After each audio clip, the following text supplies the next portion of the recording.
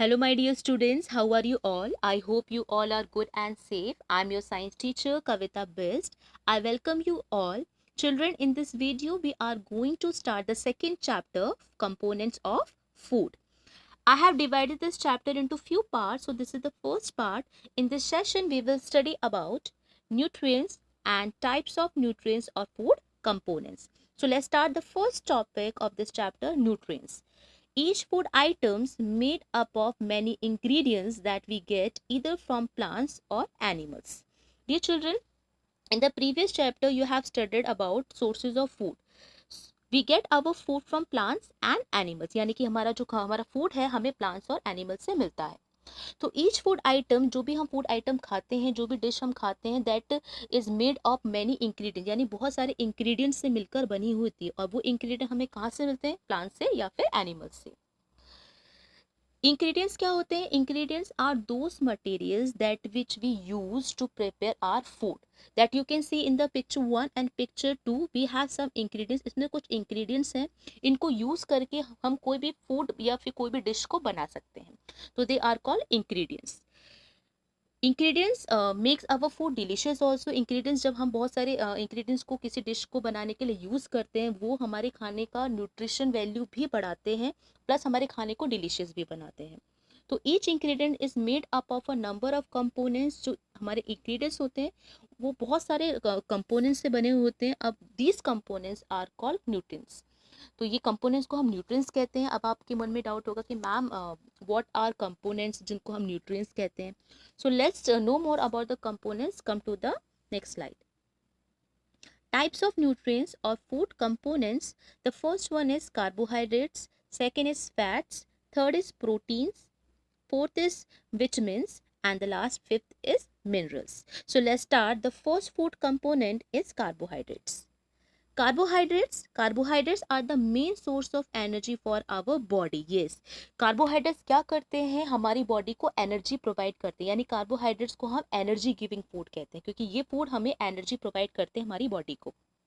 For example, जिस तरीके से इलेक्ट्रॉनिक डिवाइसेस होती हैं, उनको एनर्जी कौन प्रोवाइड करता है? अगर मैं कहूँ बिना इलेक्ट्रिसिटी के क्या फैन और लाइट्स वर्क कर सकती हैं?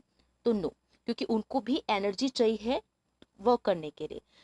तो उनको एनर्जी कौन प्रोवाइड कर रहा है? Electricity. Electricity is providing the energy to the electronic devices. Similarly carbohydrates भी हमारी बॉडी को एनर्जी प्रोवाइड कर रहे हैं, जिसकी वजह से हम फिजिकल और मेंटल एक्टिविटीज़ जो होती हैं, हम अपनी डेली लाइफ में बहुत सारी फिजिकल और मेंटल एक्टिविटीज़ करते हैं.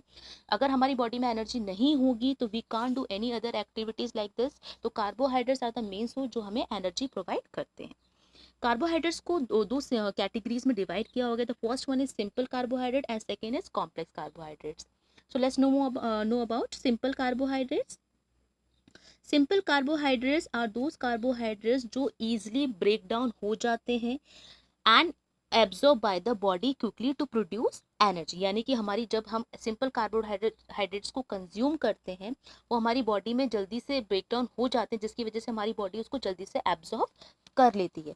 और जब बॉडी एब्जॉर्ब कर लेती है, उसके बाद वो एनर्जी को जनरेट करती है, प्रोड्यूस करती है, जिसके बाद हमें वो एनर्जी हमारी बॉडी को मिल जाती है. सो ये हमें हमारे डेली फूड आइटम से भी we can consume. So like fruits, honey, syrups, sugar, etc. Glucose is an example of simple carbohydrate. Yes, glucose simple carbohydrate का example है. ऐसे फूड जिसमें ग्लूकोज होता है वो सिंपल कार्बोहाइड्रेट्स में आते हैं, क्योंकि ग्लूकोज हमारी बॉडी में जाने के बाद, कंज्यूम करने के बाद इजीली ब्रेक डाउन हो जाता है. उसके बाद हमारी बॉडी एब्जॉर्ब करती है और उसमें से एनर्जी जनरेट रिलीज होती है. Second is complex carbohydrates. Complex carbohydrates, नाम से ही कॉम्प्लेक्स लगता है तो इट मीन्स इसको थोड़ा सा टाइम लगता है. Yes, it takes time to break down and release energy. यानी हमारी बॉडी में जाने के बाद ये थोड़ा सा लेट ब्रेक डाउन होते हैं, जिसकी वजह से हमारी बॉडी इसको तो देर से एब्जॉर्ब करती है और एनर्जी भी थोड़ा लेट ही प्रोड्यूस और जनरेट करती है, रिलीज करती है. Starch is an example of complex carbohydrate. Starch, ऐसे फूड जिनमें स्टार्च होता है वो कॉम्प्लेक्स कार्बोहाइड्रेट्स होते हैं, like rice, wheat, potato and corn. तो ऐसे food item, rice, wheat, potato, corn, ऐसे फूड आइटम्स हैं जो हमारी बॉडी में जाने के बाद थोड़ा टाइम लेते हैं ब्रेक डाउन होने के लिए. तो हमारी बॉडी उसको थोड़ा लेट एब्जॉर्ब करती है एंड देन उसके बाद वो एनर्जी रिलीज करती है. So do you know both maida and आटा और ऑब्टेन फ्रॉम व्हीट ग्रेन्स। जो मैदा और आटा होता है वो दोनों ही हमें व्हीट ग्रेन से मिलता है, यानी कि गेहूं से मिलता है। बट हम आटा खाना प्रेफर करते हैं अपनी डेली लाइफ में, मैदे को हम बहुत कम प्रेफर करते हैं। क्यों? लेकिन मिल तो दोनों व्हीट ग्रेन से ही रहे। Because maida is made from the core of the wheat grain contains mainly carbohydrate, यानी कि आपका जो मैदा है कोर, यानी कि आपकी व्हीट के कोर से निकाला जाता है। जब हम 3 लेयर्स पड़ी हुई हैं, क्रस्ट, मैंटल एंड कोर, तो कोर सबसे अंदर वाली लेयर होती है जिसको यूज करके मैदा बनाया जाता है, जिसकी वजह से जो आउटर लेयर्स होती हैं उसको रिमूव कर दिया जाता है, जिसकी वजह से जो मैदा होता है उसमें न्यूट्रिशन क्वालिटी कम होती है एज कम्पेयर टू आटा, क्योंकि मैदे में से मेनली कार्बोहाइड्रेट्स बचता है। देन आटा on the other hand contains vitamins, minerals, proteins and fibres. और लेकिन आटा में ज़्यादा न्यूट्रिशन होता है एज कम्पेयर टू मैदा, क्योंकि हम उसको एज इट इज़ होल तीनों लेयर्स को यूज़ करते हैं। So let's come to the second one, fats. Fats are also a source of energy. Yes, similarly, carbohydrates also providing the main source of energy. यहाँ पे fats भी हमें वही काम कर रहा है, source of energy है। The energy content in the fat is much higher than carbohydrates. दोनों में क्या डिफरेंस है? कार्बोहाइड्रेट्स मेन सोर्स है क्योंकि वो हमारी बॉडी में ब्रेक डाउन जल्दी हो जाता है और जल्दी से एनर्जी जनरेट करता है, बट फैट्स में ऐसा नहीं होता। फैट्स थोड़ा सा टाइम लगता है इसको ब्रेक डाउन होने में, इसलिए वो हम आगे पढ़ेंगे। बट जो एनर्जी कंटेंट होता है फैट में, it is much higher than the carbohydrate, यानी कि फैट में एनर्जी ज़्यादा होती है as compare to carbohydrates. It also helps in absorption of vitamins such as vitamin A। जो फैट्स होते हैं कुछ विटामिन को एब्जॉर्ब भी कर लेते हैं, जिसके बारे में हम आगे पढ़ेंगे। So they can be obtain from both plants and animals, यानी कि दोनों से मिलते हैं, प्लांट्स और एनिमल्स से। We get mustard oil, coconut oil, vegetable oil, nuts from plants, beach whale meat, cod liver oil we get from fish, butter and ghee from animals. Consumption of fat in moderate quantity is essential for our body. Yes, अगर हम fat को consume कर रहे हैं in the proper amount, moderate quantity, तो it is good for our body. But अगर हम इसको प्रॉपर रेशियो में, प्रॉपर अमाउंट में या मॉडरेट क्वांटिटी में इसको यूज़ नहीं करते हैं, अगर बहुत ज़्यादा कंज्यूम करते हैं, तो उसके अपने हार्मफुल इफेक्ट्स भी हैं।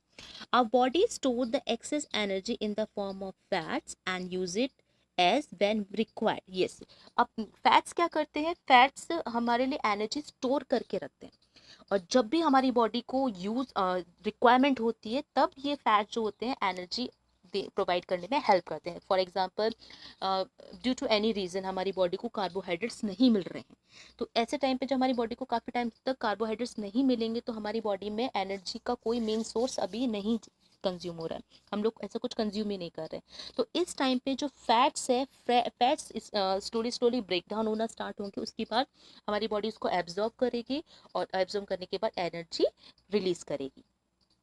However, excess fat deposition in our body leads to obesity. Yes, अगर excess fat deposition, अगर हमारी बॉडी में बहुत ज़्यादा अमाउंट में फैट डिपॉजिट हो जाता है, तो हमारी बॉडी एक डिजीज के लीड करती है। That disease name is obesity.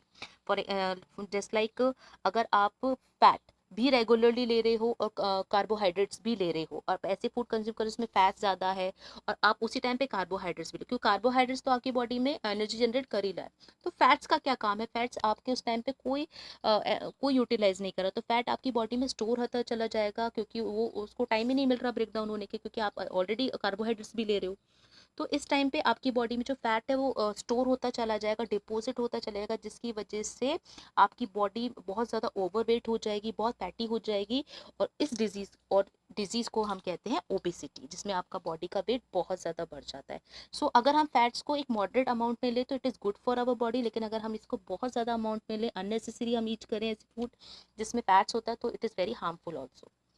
So next to the come third one, proteins.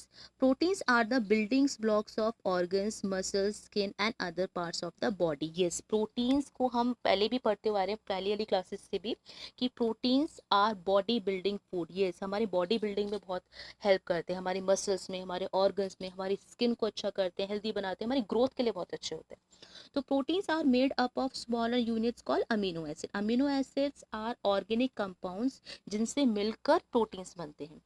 The proteins are responsible for repairing damaged cells and tissues in our body and also for building the new ones. Yes.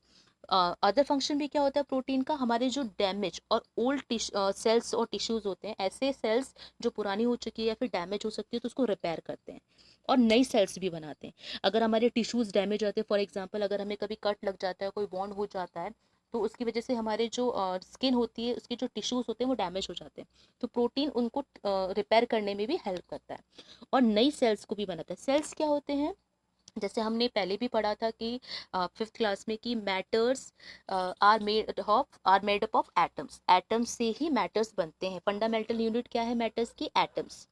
तो similarly हमारी body की भी fundamental unit, the smallest unit क्या है, sales, यानी कि हमारी body cells से मिलकर बनी हुई है।